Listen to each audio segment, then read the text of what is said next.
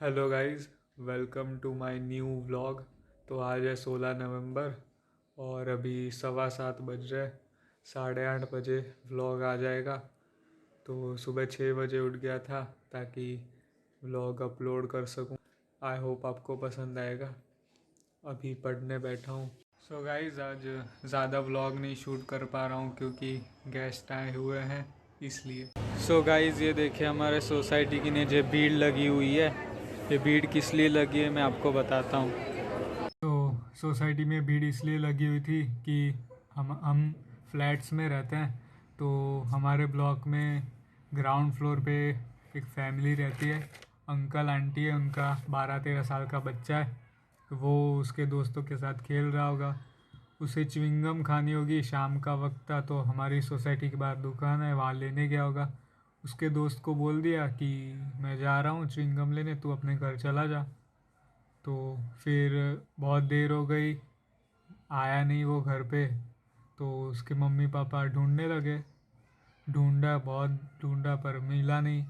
तो सोसाइटी के लोग भी जमा हो गए, पूछने लगे भाई क्या हो गया, कहाँ चला गया।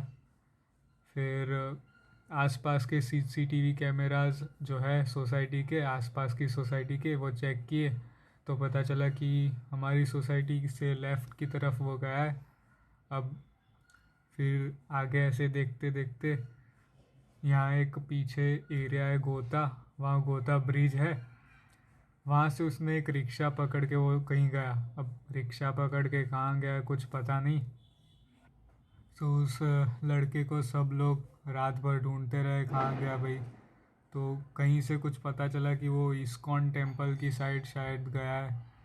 वो रिक्शा वाले से, किसी आसपास के रिक्शा वाले से पूछा होगा, पता नहीं। तो इस्कॉन टेम्पल यहाँ है, वहाँ शायद गया है वो। पर वहाँ भी ढूंढा पूरी रात, नहीं मिला। तो सुबह सुबह आसपास के अब लोग, मतलब हमारी सोसाइटी के पड़ोसी सब ढूंढ रहे थे। तो थलतेज में एक मंदिर है, वहाँ पे उन्हें मिला वो लड़का। और जैसे ही मिला तो रोने लग गया। फिर उसे घर लेके आए, बहुत डर गया था वो खुद से ही शायद किसी वजह से भाग गया था। अब 12-13 साल का था, पता नहीं। तो घर आया और पूछा होगा, मुझे पता नहीं क्या रीज़न है। इसके ऊपर से मुझे अपना किस्सा याद आ गया जो मैं आपको सुनाना चाहता हूँ। सो सेकेंड स्टैंडर्ड की बात है। हम तब रेंट में रहते थे, 10-11 साल हो गए। यहाँ एक एरिया है भुयंगदेव, वहाँ रेंट से रहते थे। तो मैं और मेरा भाई कज़िन साथ में रहते थे। तो शाम का वक्त था, मॉम डैड कहीं बाहर गए हुए थे कुछ काम से, और मैं और मेरा कज़िन घर पे थे। तो शाम का वक्त था तो मुझे खेलने जाना था। तो मैंने अपने भाई को बोला कि मैं आधे घंटे के लिए खेलने जा रहा हूँ, ठीक है। तो उसने बोला हाँ ठीक है जा। फिर आधा पौना घंटा हो गया, मैं घर नहीं आया। तो वो ढूंढने लगा मुझे कि भाई मैं कहाँ चला गया। ढूंढने के बाद भी नहीं मिला। तो उसके सोसाइटी के दोस्त थे, उसके साथ मिल के ढूंढने लगा। फिर भी नहीं मिला मैं, कि मैं कहाँ चला गया। तो उसने मेरे मॉम डैड को कॉल किया कि भाई ऐसे मिल नहीं रहा है, खेलने गया था सोसाइटी में, पता नहीं कहाँ चला गया है, तो आप घर आ जाओ। तो फिर वो ढूंढते रहे। तो मैं कहाँ था मैं वहीं 4-5 घर छोड़ के एक घर था दादा दादी का, वहाँ खेलने गया था। अब आप लोग सोच रहे होंगे कि उन्होंने मुझे वहाँ क्यों नहीं ढूंढा, क्योंकि मैं पहली बार उनके घर पे गया था। बात ये थी कि उनका शायद पोता पोती आए थे दूसरे शहर से, तो मुझे खेलने के लिए बुलाया था तो मैं चला गया। तो फर्स्ट टाइम गया था ना, इसलिए।